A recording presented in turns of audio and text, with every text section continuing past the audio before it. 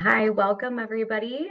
This is our October 2022 Educating and Empowering You program. I am Sarah Clute-Bain. I'm the Foundation Director here at Boone County Hospital.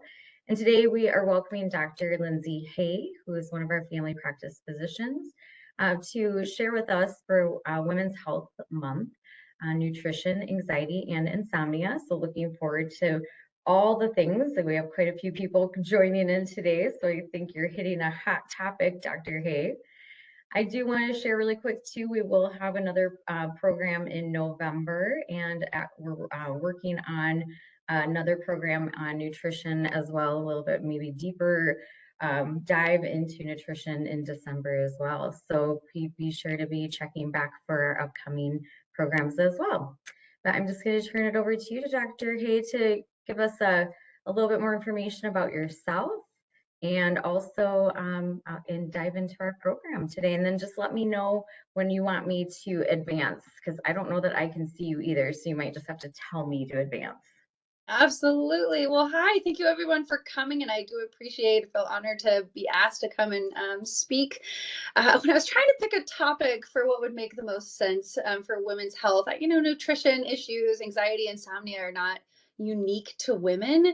But I do find that sort of underneath every chronic issue that I talk about with my patients here as a family medicine doctor, these themes continue to come up. And as a family medicine physician, I am not a psychiatrist, I'm not a psychologist, but we just get to know people and we see patterns.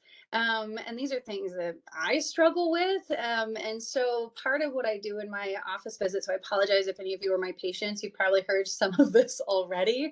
But it's just that, these are issues that we all deal with. And there's some basic things that can help us identify if we need more help, where that extra help is, and just when is it time to kind of come in and talk to your doctor about maybe something more is needed. So I'll have you go to the next slide. So Sorry, it's not advancing. Give me 1 second here. hey, Well, why is it at not? least There we go. right. So what I came up with, because they're not inherently, three interconnected issues, but I do find that there is this relationship between our anxiety or stress, our worries, how well we sleep, and and either on the back end or how our relationship is with our food, that there is a connection between all three of these areas. I know, and who knows, at some point it may be something that we want to circle back in a different meeting about anxiety specifically, or sleep specifically, or nutrition. So this is just sort of a warm up. So I'll have you go to the next slide. I wanted to kind of start by talking about what is anxiety. And I have this conversation frequently about where anxiety comes from. I also think it's funny, when I started making this PowerPoint, I typed in the word anxiety, and this was the picture that PowerPoint recommended, which I think is perfect, because you can see that there's something hiding back there in the bushes. And I have always, the best way I've come to think about anxiety and worry in general is that our bodies are designed for defense. They're designed to keep us safe. We see this over and over again in medicine and chronic illnesses. And it's the same with anxiety. And we have a built-in system to respond to keep us safe.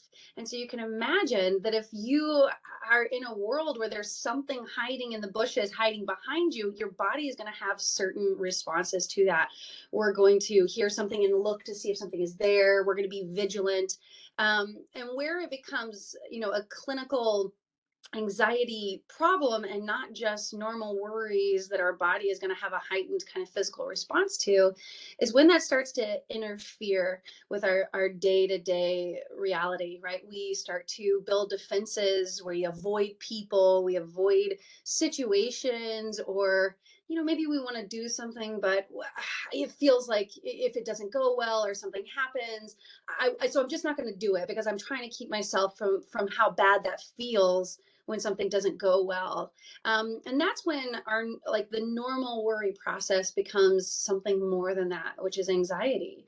And you can imagine, if our body is in this place, right? Our brain is telling us the world is not safe, and we go and we try to lay down and go to sleep. Essentially, you're taking an 8 to 10 hour coma. It's a horrible idea. Our bodies aren't going to let us do that, because if our brains are saying that something might be out there, we're going to have a hard time falling asleep because it doesn't feel safe. Even if we're not 100% conscious that that's what's going on, it's a part of the process for some people. And we can also have a hard time staying asleep if our body is in that place where we have to be constantly checking to make sure, right? If we fall asleep for 8 hours, we could get eaten if there truly is a tiger hiding in the bushes. In my experience is that that's where anxiety comes from. It's a coping mechanism designed by our bodies because of our past experiences, trauma, learned response, grief, all these things, either in childhood or an event that happens, through our teenage or adult years, to try and keep us safe, because those things feel, that fear can kind of drive our actions. So if you go to the next slide, what we'll talk about, let me see, things here, a little bit more about anxiety. Insomnia. So insomnia can come from lots of different sources. I already mentioned it can come from anxiety. It can come from trauma. That would be things like PTSD. Depression is an interesting one for a lot of people that are struggling with that depression. It feels heavy and they feel tired through the day, but then when they are trying to sleep at night, they actually have a hard time falling asleep or staying asleep. Sometimes it's medical. We have medications that can cause side effects. Sleep apnea can make it so that we have a hard time staying asleep if we're having episodes where we're not getting enough oxygen, or having to wake ourselves up so we can keep breathing. Chronic pain is a big driver of both anxiety, depression, and not getting good sleep, falling asleep or staying asleep. There are people without any mental health issues, but restless legs keep them awake, or other chronic medical illnesses. And then sometimes it's just, poor sleep hygiene, things that we've gotten into habits with. I am 100% guilty of, like, my phone is right next to me because I'm on call all the time, and that light source kind of keeping me awake and keeping me from having regular bedtimes and falling asleep when I want to. But not all problems with being tired during the day or not getting good sleep at night are insomnia. There are some situations where people aren't giving themselves adequate time to sleep, right? Or they have a baby in their house, or they have a dog in their house that needs to go out in the middle of the night, or they're caring for a family member that's struggling with dementia or their own chronic problems, and they have to wake up frequently. So insomnia is really when you have adequate opportunity to get sleep, but you still cannot fall asleep or maintain kind of normal durations. Over the years, it used to be everybody should have 8 hours of sleep, and that's what we should all be striving for. And I think it created almost a sleep phobia for people, that if you're not getting those 8 hours, that somehow we're missing something, we're causing harm, or something is wrong. And more evidence has come out that does kind of range from 12 to 18 hours when we're babies. It kind of comes down to maybe like 10 to 12 hours when we're in that 2 to 5 year old range. As teenagers, they really do need more sleep. It goes back up from 8 hours up to 10 to 12 hours again, as their brain goes through an incredible amount of growth. And then as we get into our 20s to 60s, it's actually somewhere between 7 and 9 hours is what most people need. And we don't really get the consequences of not getting great sleep until you get under 5 hours. And it doesn't necessarily all have to be in one chunk. Maybe it's kind of spread out through the day if you've got little kids, or somebody that you're taking care of, or pets. And then as we get older, it is really common that our sleep becomes more disjointed, where you might have it in chunks throughout the evening. And some people really only need 5-6 hours of sleep, depending on how kind of active and physical they are during the day. I'll have you go to the next slide. And so, just to kind of talk a little bit about nutrition, I'm really more talking about hunger and the foods that we put in our bodies. And so, when I think about insomnia and anxiety and how those two kind of interact with each other, I mean, I think we've all experienced that if we, when we're really stressed or when we're really tired, we don't always make fantastic choices about our foods. And I had a psychologist once sort of give me this idea about how to think about the foods that we put in our bodies, and why it is so important to be extra careful almost with our foods when we're going through a stressful time period. Consciously, we are aware of what the stressors are, but from a chemical standpoint in our brain and physically in our body, that stress, whatever it is, if it's, you got a hard diagnosis, something didn't go well at work, your kids are struggling, whatever the scenario is, that physically and demand wise on your body is the same as if you were running a marathon or doing a ton of exercise, whatever that case may be, because again, our emotions are supposed to cause an action. It's just that we're not currently being chased by tigers, right? We're supposed to feel this anxiety and this worry that drives action, but there's nowhere to run. There's nothing that's chasing us. And so our body is left with this, continual sense of movement and energy that can be a lot. And I do think that at those times, we sometimes choose foods that are more from an emotional hunger than necessarily actually, a nutritional type of hunger. So the scenario that was given to me is if you were to have a race car, Formula One car, you race and that car just won. You finish the race. You would never then go and take that car and fill it up with 89 octane, right? You would still go and put the best possible fuel in that vehicle. And I think that we sometimes will say things to sort of justify eating foods that aren't very good for us. Because I deserve to have something that makes me feel good or, taste good in the setting of, a lot of stress or everything else is really hard. I just want something that tastes and feels good. And so I like to think about hunger as having sort of three types. There is stomach hunger, and that's more, this is overly simplified, but more of like that nutritional hunger, right? Our stomachs are empty, we're ready to eat, we really are looking for, nutrition for our well, to fuel us, right? That healthy fuel. There's mouth hunger, right? We see something, we smell something, and our mouth is hungry. We just want to eat it because it tastes good or it looks good, or oh my gosh, I remember I had that when I was 12 and I loved it. It reminds me of my grandma, or whatever the case may be. And that leads into heart hunger, which is really that emotional drive to eat from a place of boredom or sadness. And I think a lot of this is, a cultural adaptation for how we eat, right? It's this thing that we share. If we eat certain foods as part of a celebration or congratulations and those sorts of things. I mean, we all do this, right? The moment somebody graduates or has a birthday, the first thing we want to do is buy all the really unhealthy foods, and everybody needs to have sugar and cake and ice cream. And that's how we really know that something big and exciting has happened and signifies good. And I think sometimes we're in that hard place of stress, depression, anxiety, sleeplessness, just life feels overwhelming. We want to replicate some of that same feeling in our bodies.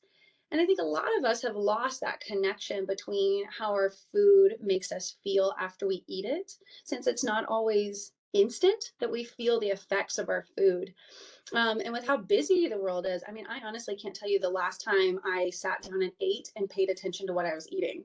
And even though I know this and I know that I'm supposed to do this, I eat all my breakfast while I'm driving my car to drive my kids to school. All of my lunches are done while charting.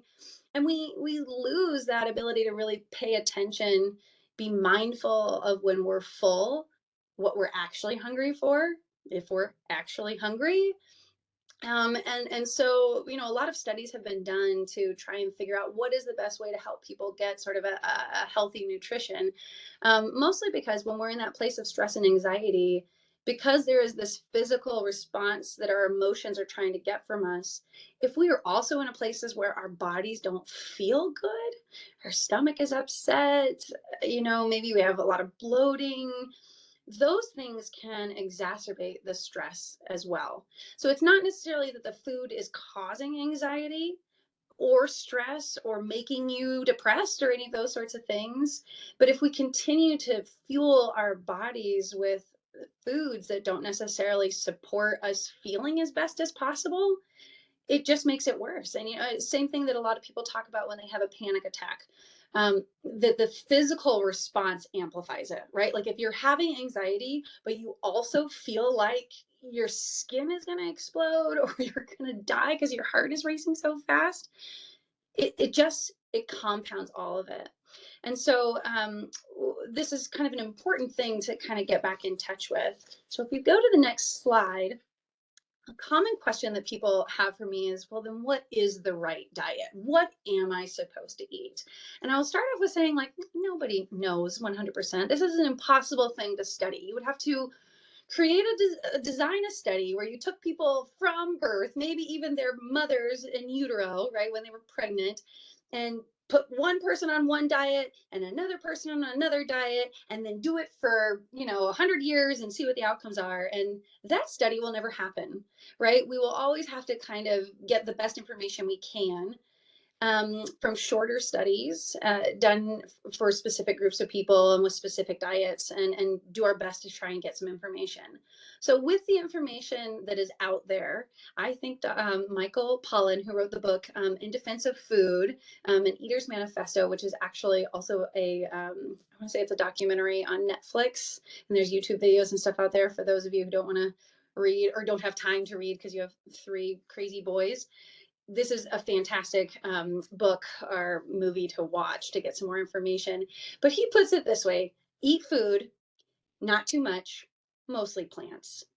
And so when he talks about eat food, he means, and more and more data is coming out about this, getting away from ultra processed foods. And so if we stick to the edges of our grocery store where our fresh vegetables are, and we focus on foods that look like what their original form is, then that tends to be the food that we need to eat. And that's what he means by eat food. It needs to be not the ultra processed foods, not too much. This is a hard one for a lot of us. It gets back into the 3 different kinds of hunger and sort of what we're feeding and how aware we are of our body's natural signals for when we're hungry, when we're thirsty, when we're actually feeling really emotional, and when we're not, when we're done and it's time to stop eating. And then the mostly plants part is kind of tricky because, this is a thing that what we eat is culturally, what you eat in one part of the country or the world might be different than another.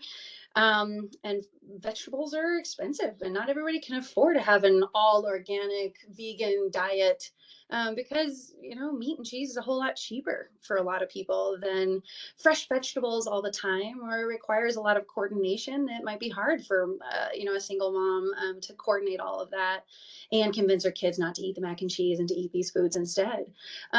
So it's tricky, but the idea being that if we eat mostly plants, there's nothing, I don't want to vilify cheese or meat or anything along those lines, but probably what is more evolutionarily appropriate is small amounts of those things. And we think that, maybe 2 to 4 ounces a month. And for some people, it looks like more, and some people, it looks like less.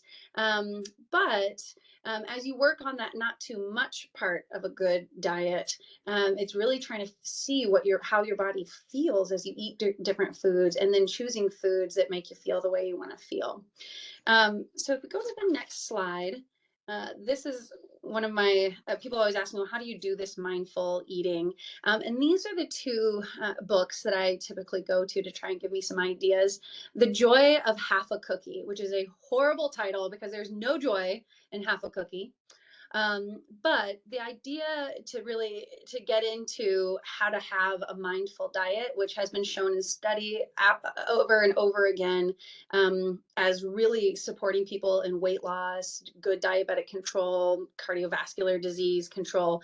Mindful eating is sort of the answer for long-term change. But this is a process you have to retrain yourself. And so these two books, Eat What You Love and Love What You Eat, neither of them are weight loss or diet self-help books. They're all about choosing food, liking what you eat, being really conscious of what you eat, not doing a thousand other things while you're eating, and the natural consequences of being mindful when you eat is weight loss and sustained weight loss. And so this is a skill, and a lot of people can, use these resources. There's another one I didn't put on here called Am I Hungry by Dr. May as well. And she can kind of, she's got classes and can walk you through some ways that you can really get into mindful eating. But this is a skill in the same way that being mindful in other aspects of your life can kind of carry over. And I do think for a lot of people, as we learn to become more mindful about what we eat, it also helps us become more mindful about our emotions so that we have less judgment when they come up and more curiosity about where they're coming from. What is sort of the root of that feeling? How is it affecting me physically? So that we regain control and that resiliency with our emotions. So definitely things to look into. So if you go to the next slide, this is the relationship that I see between anxiety, sleep, and nutrition. Is not that one necessarily always causes the other. You just fix one and they'll all get better. But this is sort of all the same process, becoming more mindful of our emotions. And all mindfulness means, or meditation means, is really just being curious and not non-judgmental about where our emotions and our physical responses to our emotions are coming from. And for food, as I said, really like getting back in touch with our physical response to our food and to what our bodies need, so that we can, make choices about our foods that make sense and that feel good in our bodies. And so if you go to the next slide, once you've worked with your family doctor or psychologist or psychiatrist, and you just feel like you've come to this conclusion that, like, yes, I definitely have crossed that threshold with my worry, and I think this is actually anxiety. We have quite a few things that we use to treat anxiety, typically. The big ones, the first two that you see on there, are cognitive behavioral therapy and dialectical behavioral therapy. This is really fascinating for a lot of people, because the first thing I hear when I start talking to people about therapy is they're like, I don't want to go in there and just rehash all the things that happened when I was a kid, or talk about my mom, or whatever the case may be. And I do think understanding how our past has trained our brain to react to our current situation and how we think about our future, some of what needs to happen and what happens in cognitive and dialectical behavioral therapy is just examining our responses. And so it doesn't have to start off with, diving in, rehashing everything you've ever been through and all the scary or hard things you've ever experienced. It's really about just looking at your responses to the world around you and kind of retraining our brains to respond in a way that makes sense, and that feels safer. Along those same lines is something called EMDR. And EMDR is fascinating. It is eye movement desensitization. And the idea is that we can retrain the brain not to have the same intense physical response to our trauma, so that we can think about those things without it completely derailing us and driving our behaviors and our actions and our view of the future. And so that's a treatment for PTSD. And for if you have a lot of trauma in your past and you think that may be what's driving your insomnia or your anxiety, there are clinicians out there, psychiatrists, psychologists, that really have done a lot of effort to have trauma-informed care, as a way of approaching treatment for anxiety.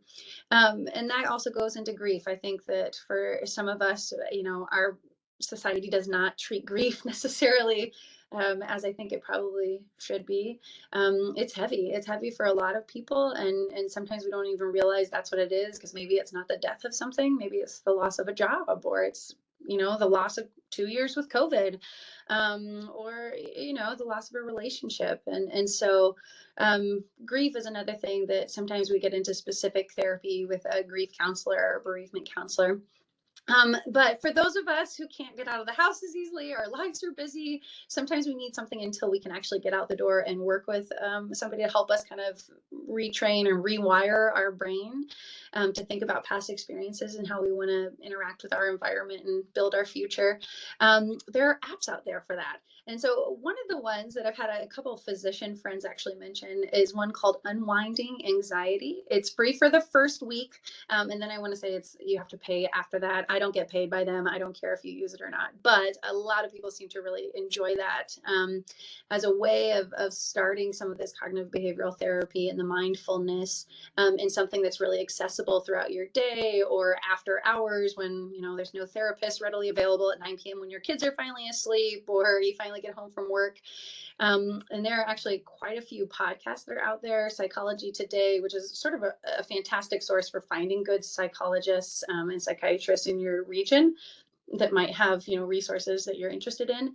They compiled for 2022 a list of the best podcasts for anxiety, and so some of the ones that I've actually listened to and thought were fun, there's Mental Health Happy Hour, which is funny, but they also get to sort of the seriousness of mental health, so not just anxiety, but they do touch on it quite a bit. There is one called, where is it? Your Anxiety Toolkit, and that was voted the best scientific approach, and can be really helpful. Sometimes hearing that you're not alone. I think anxiety and depression is isolating, and it teaches a lot of us that we're the only ones experiencing this, or we just end up with sort of maladaptive ways of processing the things that have happened to us in our past and how it should dictate what we do in our future. So if you go to the next slide, our cat is back. As we continue to work on anxiety, a lot of people, the natural consequence is that over time, insomnia will get better. I do feel that for most people, it's kind of the last thing to improve because it's the most subconscious thing that we do to really trust that it's safe to fall asleep and stay asleep or wake up and fall back asleep quickly. Most of us wake up every 2 to 3 hours. We just don't completely wake up and we're able to fall back asleep pretty easily. So as the anxiety improves, you may not feel anxious during the day anymore, but the insomnia might persist. And so there are some guidelines for just good sleep hygiene. And so even if you don't have insomnia, this can help you to get adequate opportunity for sleep. And so we always talk about having a regular bedtime and rise time, every day, even on the weekends. Avoiding naps. If you do need a nap, keep it less than an hour. Limiting caffeine, alcohol, and nicotine. I always think the nicotine one is interesting. I feel like so many people smoke as a way of coping with anxiety, and to actually hear that nicotine is a stimulant and it may not be providing the calm that you're actually looking for. Really, the calm comes from the deep breathing and the break, right? The physical separation from whatever it is that's causing that stress and anxiety. You don't get breaks unless you smoke, some jobs, those sorts of things can be really helpful. So, those three things being things that can keep you awake, and avoiding, caffeine after lunch. Alcohol will help you fall asleep, but it is not good at getting quality sleep. Even just, you can reset that pretty quickly for most people by stopping alcohol. But you tend to wake up more frequently. So it's not a good medication to try and help you sleep. Exercise is very important to getting good sleep, but you have to try and keep it. It seems like the ideal time frame is to keep it 4 to 6 hours before you go to bed, and not right before you go to sleep. Another big one is not checking the clock. That leads to the insomnia and phobia. Hard for a lot of us that use our phones as our alarm clock in the first place, but trying not to look at it and be like, okay, I will only have 2 hours of sleep now. I'll only have 1 hour of sleep now, or I've been awake for 45 minutes. And really just kind of letting that added level of stress and anxiety go can help. And then this is another balancing act is avoiding large meals right before going to bed, but not going to bed hungry. And so it's trying to time that so that you go to sleep, before that second wind of hunger to try and help you stay awake kind of sets in, right? Like if I stay up past 11, I'm instantly hungry again, and it's time to keep snacking so that I can stay awake, which sometimes is important if I'm delivering a baby, but not every night. So if we go to the next slide, um, these things help to maintain good sleep hygiene and provide the adequate environment for sleep. And people with insomnia will still struggle. So it's not everything, but it can help to make sure that we're not adding, other factors to keep us from sleeping into it. So the treatment for insomnia is the same treatment for anxiety. It's cognitive behavioral therapy, but it's geared specifically towards insomnia. And so the VA actually made an app. It's called CBTI, and it was designed to try and help guide people through the cognitive behavioral therapy to try and help them get better sleep. And it's not the only app that's out there. There is the Calm app that can also help kind of guide you through the mindfulness. It's got some very deep voices with very boring stories on there that are helpful. There's a podcast called Get Sleepy that is the same idea, where it helps to just kind of turn down and turn off the brain.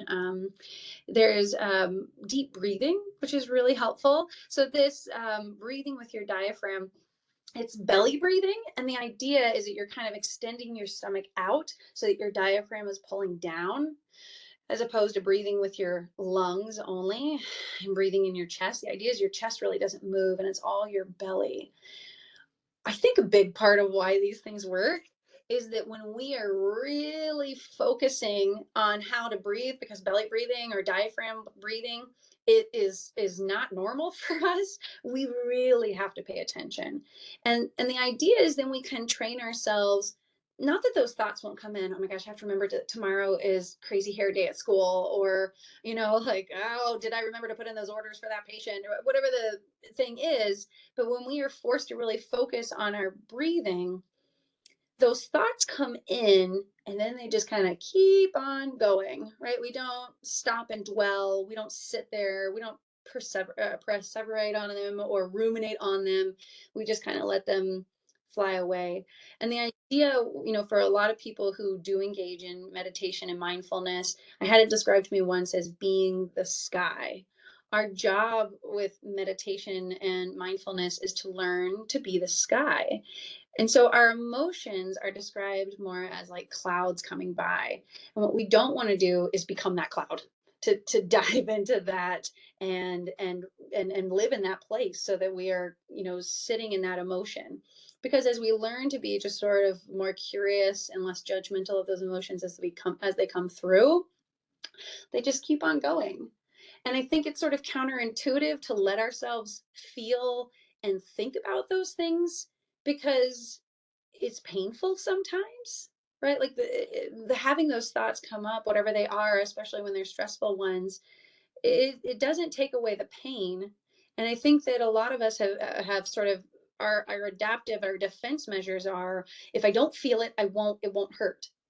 But the problem is if we don't address and feel those anxieties and worries or sadness or grief or whatever it is that sometimes we're hiding from because it hurts so much to do so, it'll come. We have to feel them and they will find their way out. And you might be like, why am I crying at this video or this commercial with puppies in it all of a sudden? Or, you go to try and fall asleep and you've spent all day being so busy that you haven't had time to think about or feel any of the things that are there in the background. But when you're finally quiet and still and all those defense mechanisms to hide from whatever those feelings are gone, they all bubble back up. And of course they do. And so sometimes what our body is telling us is like, we need to set aside time to feel these things because it's going to come up whether we like it or not. And once we get good at this sort of like mindfulness, we can then learn to like let those feelings kind of come through and move through, as opposed to holding on to them and waiting for it all to explode. So I do find that belly breathing over time can help us to get a little bit better at kind of sitting with those thoughts and emotions. The last one, if you want to, or sorry, if you want to go to the next slide, um, is again tying back in, well, how does nutrition sort of dive back into all of this? And I do think that we're in these places of high stress. We want to make sure that we're giving our body the best fuel possible, and that we're not adding to the physical discomfort of being in those situations where our body is just racing, even though we may not be actually running anywhere. So eating really good food, good quality food, doing a really good job of trying to get enough water, making sure that our body has all that it needs to do this, brain work that is necessary, and then avoiding alcohol since it can, interfere with your sleep. And sleep is really, important when you're in high stress situations. If you go to the last one. So that is my relationship between nutrition and anxiety and insomnia. And I think I could probably spend an hour on each one of those topics individually. And it does sound like we've got another, um, meeting coming up soon where we can talk more about nutrition. And I'd be happy to come back anytime and talk more about anxiety or insomnia and, medications. This is kind of like a non-medication route, things that you can do, that you can find on your own.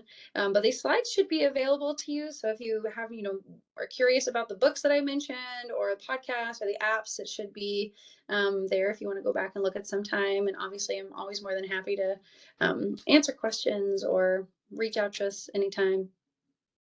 Thank you so much. Do you have 5 minutes for us? Yeah.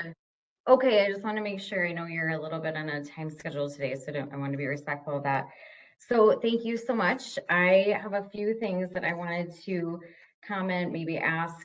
First, just say, I learned so much, and I'm sure everybody here did as well, and that your patients are so fortunate to have you and have this information. I think that it's really important, and people need to hear these messages on top of the medical side of things, and just having resources. I mean, we have this little phone everywhere we go that we can access more information. So I went ahead and I looked up on Netflix. It looks like that Michael Pollan, one of his programs on there was called Cooked. So it was about how you cook your food or prepare it.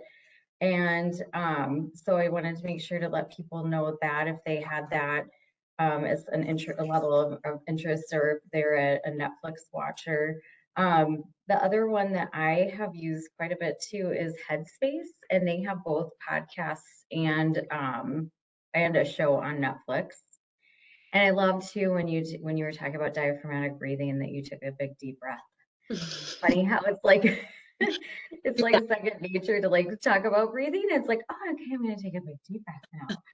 So but yeah, I think there are just a few things, and I'm trying to go back through all of my notes and circle, but I mean, it was just such a great list of resources, and I was trying to find the Psychology Today. I'll do like a follow-up email and do like a BCH all, or try to do something that we can attach to this recording with some of these as well, in terms of just some links for people to connect with. But I just, all the list of podcasts and things that you shared are excellent. So I don't think I had anything specific for a question, but did anybody have a question that they wanted to ask Dr. Hay while she has a couple more minutes here?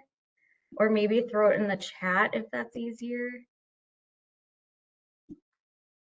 I do have a really, I think it was New England Journal of Medicine, or one of them actually came out with like why mindful eating is helpful. And they had some practices that you can do to get used to it that included eating a raisin. And none of us would ever eat a raisin, but you act like you're an alien dropped onto earth. You've never seen or heard of raisins ever in your life.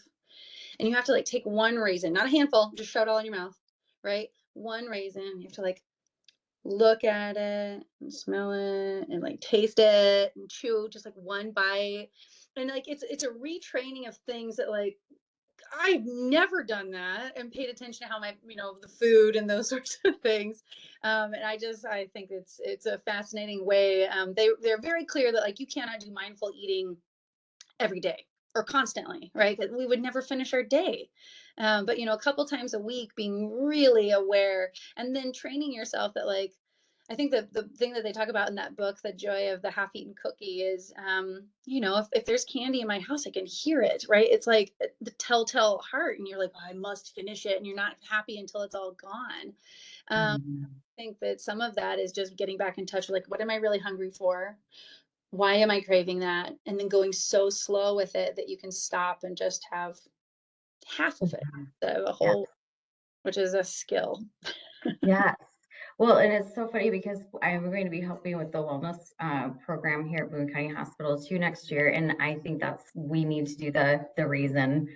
mindful eating practice is kind of one of our little exercises that we do. So I think that would be fun. And I really appreciated even your bringing the analogy of sugar and how we use it in celebrations.